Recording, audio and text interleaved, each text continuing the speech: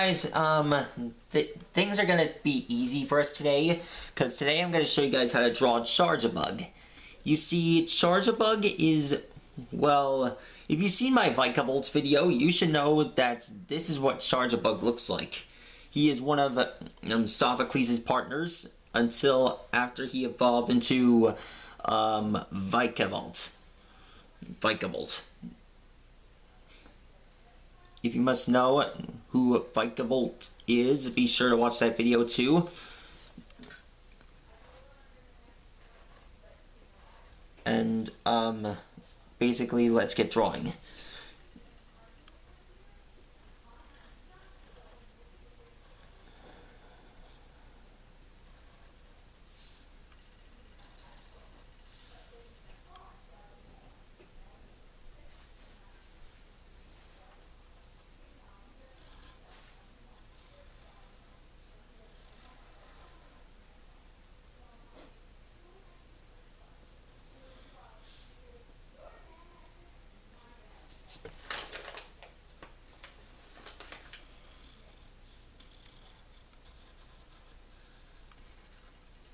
Okay, be sure to do this.